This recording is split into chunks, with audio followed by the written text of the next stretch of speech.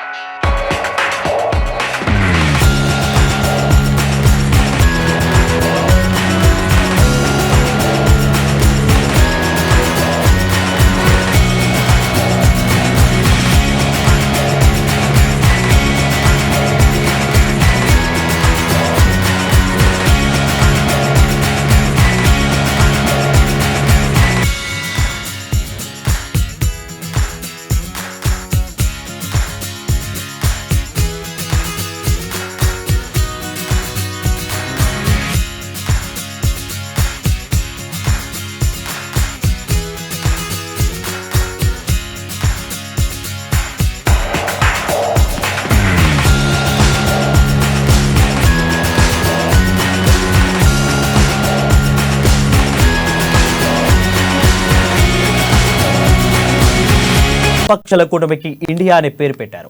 దీనిపై మరింత సమాచారం ఢిల్లీ ప్రతినిధి రాజ్ అందిస్తారు. రాజ్ చెప్పండి. మరి ఇక యూపీఏ శాఖ ముగిసినట్టే ప్రస్తుతం ఇప్పుడు కేంద్రంలో అధికారంలో ఉన్నటువంటి బీజేపీని ఓడించడానికి కాంగ్రెస్ ఆధ్వర్యంలోని విపక్ష పార్టీలన్నీ కూడా సమావేశమైన ఈ మీటింగ్ ఏదైతే ఉందో అది నిజంగా ఒక కొత్త మార్పు నాంది పలికిందని చెప్పవచ్చు. దీంతో దాదాపు 2 రాష్ట్రాల్లో అన్ని అంటే ఇక్కడ ఉన్నటువంటి పార్టీలన్నీ కూడా కలుపుకొని 11 రాష్ట్రానికి అధికారంలో ఉన్నాయి. ఇందులో దాదాపు 26 పార్టీలు హారయ్యాయి. మొదట అనుకున్నట్టుగా అంటే నిజానికి ఎవరైతే హాజరు కారేమో అనుకున్న పార్టీల నుండి కూడా నేతలు ఇక్కడ హాజరై వారి అభిప్రాయాన్ని తెలపడం, అలాగే బలమైన మద్దతు ఈ ఆలోచన దానికి బలమైన మద్దతు తెలపడం అనేది ఇది ఒక రకంగా ఈ కాంగ్రెస్ సహా అన్ని పార్టీల్లోనూ జోష్ నింపిందని చెప్పవచ్చు.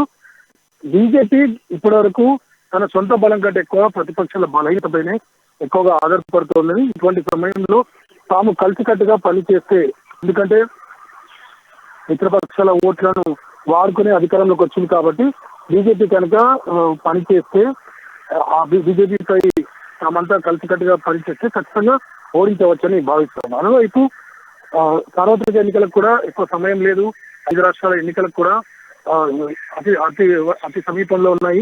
ఇటువంటి పరిస్థితుల్లో ప్రతిపక్షాలు కూడా ఒకరికొకరు సహకరించుకోవాలి, అలాగే అక్కడ ఉన్నటువంటి ప్రజా సమస్యలపై కలిసి పోరాడాలని వీరు నిర్ణయించారు. ఇక్కడ ఒక కీలకమైన విషయం ఏంటంటే 2004లో యూపీఏ మొదలు పెట్టారు. ఆ తర్వాత 2 సార్లు అధికారంలో ఉన్నారు. ఇప్పుడు ప్రస్తుతం ఈ ఒక కూటమికి 4 పేర్లలో ఒక పేరును సెలెక్ట్ చేశారు. అది ఇండియా అని వచ్చే విధంగా దానికి పేరు పెట్టారు. దీంట్లో Indian national developmental inclusive alliance అంటే ఈ ఇండియా అనే అక్షరాలు కలిసి వచ్చే విధంగా ఇండియా అనే పేరు పెట్టారు. ఈ ఓవరాల్ గా మాత్రం ఈ సమావేశం గ్రాండ్ సక్సెస్ అని చెప్పవచ్చు. అటు మమతా బెనర్జీ దగ్గర నుండి స్టాలిన్ వరకు అందరూ కూడా వారి అభిప్రాయాన్ని వ్యక్తపరిచారు. ఖర్గే నాయకత్వంలో చాలా క్లియర్ కట్ గా మెసేజ్ ఇచ్చారు. ఇది పిఎం పదవి కోసం తాము ఈ సమావేశాలు నిర్వహించడం లేదని కాంగ్రెస్ కూడా నిర్ణయించారు. ఆ విషయాన్ని బయటపెట్టడం అనేది ఎక్కడైతే ముఖ్యంగా, ఎందుకంటే యూపీఏలో కావచ్చు, ఆ తర్వాత బీజేపీకి వ్యతిరేకంగా వచ్చినటువంటి ఏవైతే ఉన్నాయో వాటిలో ఈ సమావేశాల్లో ముఖ్యంగా పీఎం అభ్యర్థి ఎవరు అనే దానిపై చర్చ జరిగింది. కానీ ప్రస్తుతం ఉన్న విషయంలో పీఎం అభ్యర్థిపై ఎలాంటి ఆలోచన లేదని ఖర్గే స్పష్టం చేయడంతో ఇక ప్రతి ఒక్కరికి కూడా అంటే వీరిలో సమన్వయం అనేది చాలా స్పష్టంగా గతంలో కంటే చాలా మెరుగ్గా కనిపించాయని చెప్పవచ్చు. Raj right, thank you Raj.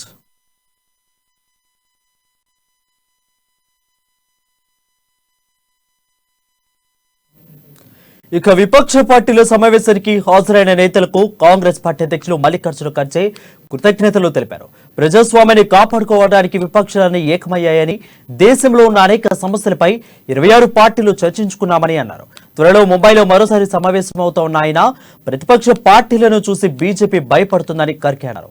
మాల్లోవాకు ఉన్న విభేదాలను పక్కన పెట్టామని, నరేంద్ర మోడీ పాలనకు వ్యతిరేకంగా విపక్షాలని పోరాటం చేస్తాయని తెలిపారు.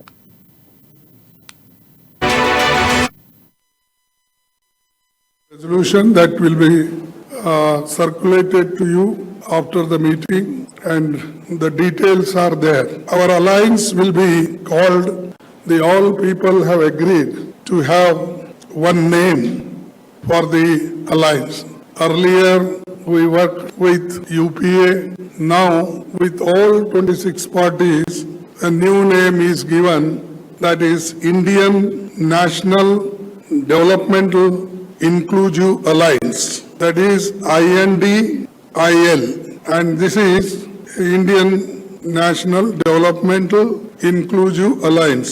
So everybody agreed for this, and unanimously this name is given, and everybody is happy with this.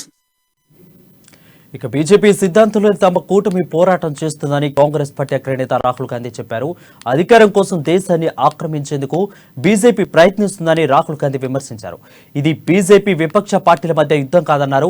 ఇది దేశ ప్రజల స్వతంత్రం, స్వేచ్ఛ కోసం చేస్తున్న యుద్ధంగా ఆయన పేర్కొన్నారు. తమ పోరాటం ఎన్డీఏ వర్సెస్ ఇండియాగా ఉంటుందని అన్నారు. దేశంలో నిరుద్యోగ సమస్య పెరిగిపోయిందని అన్నారు. కొద్దిమంది చేతులకు దేశం వెళ్లిపోతుందని రాహుల్ గాంధీ ఆందోళన వ్యక్తం చేశారు. लड़ाई बीजेपी की विचारधारा उनकी सोच के खिलाफ है. वो देश पर आक्रमण कर रहे हैं, बेरोजगारी फैल रही है, देश का पूरा धन चुने हुए लोगों के हाथ में जा रहा है. और इसलिए जब हम डिस्कशन कर रहे थे, हमने अपने आप से सवाल पूछा, लड़ाई किसके बीच में है? ये लड़ाई ऑपोजिशन और बीजेपी के बीच में लड़ाई नहीं है. देश की आवाज को दबाया और कुचला जा रहा है. ये देश की आवाज के लिए लड़ाई है, और इसीलिए ये नाम चुना गया, Indian national developmental inclusive alliance, मतलब इंडिया. लड़ाई एनडीए और इंडिया के बीच में है, नरेंद्र मोदी जी और इंडिया के बीच में है, उनकी विचारधारा और इंडिया के बीच में है. आप जानते हो, जब भी कोई हिंदुस्तान के सामने खड़ा होता है, इंडिया के सामने खड़ा होता है, तो जीत किसकी होती है, कहने की जरूरत भी नहीं है.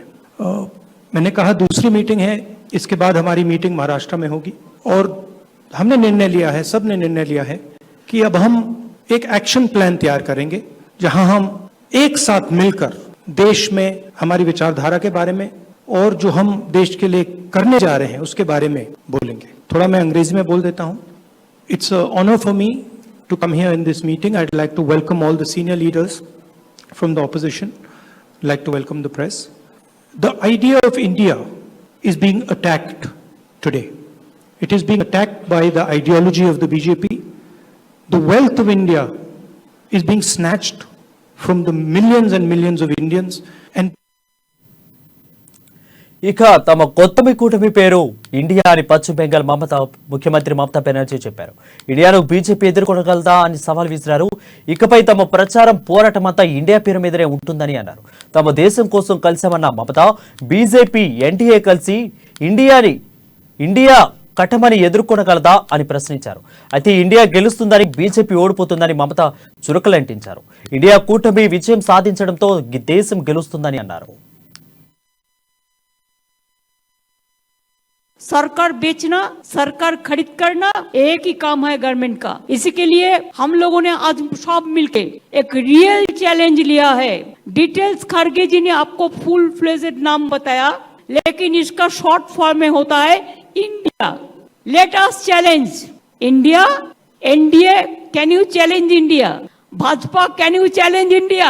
The other people, can you challenge India? We love our motherland. We are the patriotic people of this country.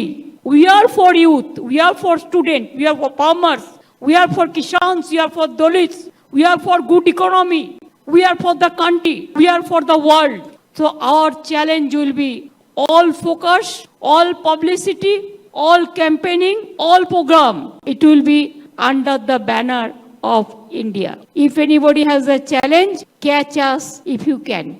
Save India from disaster. Save India from atrocious terrible.